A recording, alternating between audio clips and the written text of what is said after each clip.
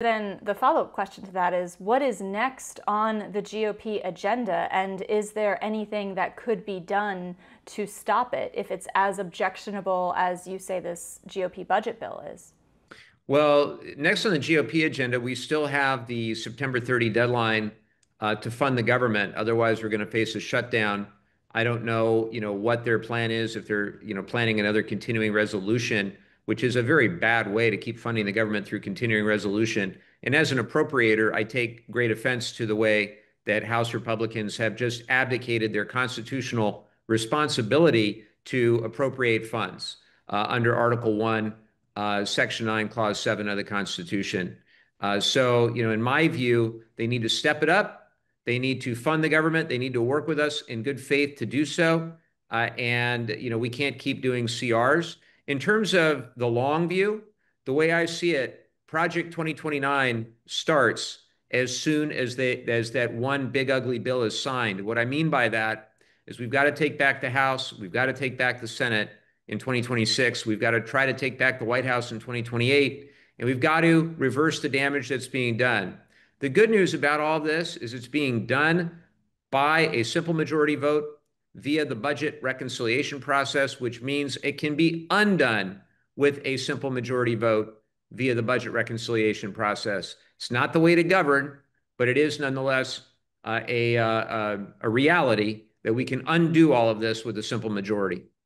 So if Democrats take back the House in 2026, is the first order of business undoing the big, beautiful bill?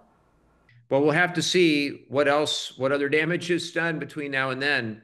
But I think the absent having the White House, you're not going to be able to undo it, right? Because the president would just veto any measure sent to him to undo his signature legislative agenda. I would say being a check on this administration and making sure that they're actual co-equal branches of government again would be the first order of business. Real oversight, real accountability.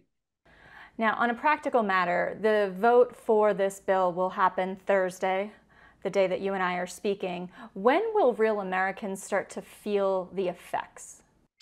Well, that's a very interesting question, because the way the bill is structured, some of the real pain may not happen for a year or two or longer, and that's by design.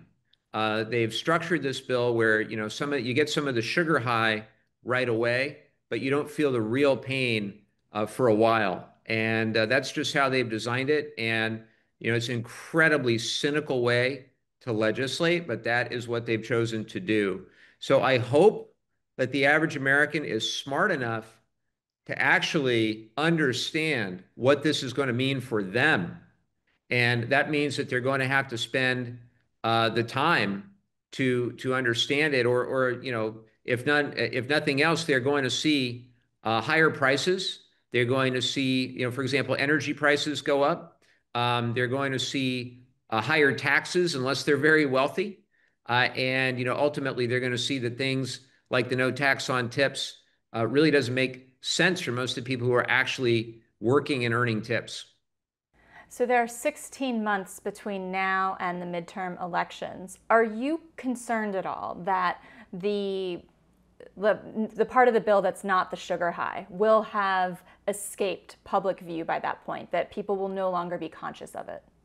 I certainly hope that's not the case. We're going to do everything we can to communicate as effectively as we can in every venue we have to be able to explain the impacts of this bill. And of course, in today's media ecosystem, it's not easy, but we've got to continue to make the case as best we can. Before I let you go, any final thoughts on this very busy news day about this very important budget bill? Well, the last thing that I would mention is somebody that's been involved in the clean energy world, nonprofit and legal world, business world, is that this bill does extraordinary harm to all the progress that we're making to win the future as it pertains to the clean energy revolution.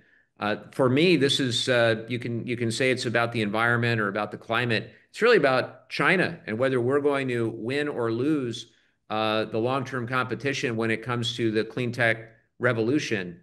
We were at least trying to compete with supply chain and incentives, and now we're just giving up. It seems like we're giving up, doubling down on the fossil fuel industry and making a huge strategic mistake. And look, I agree with Elon Musk on this one. This bill is basically investing in the industries of the past and doing everything possible to destroy the industries of the future.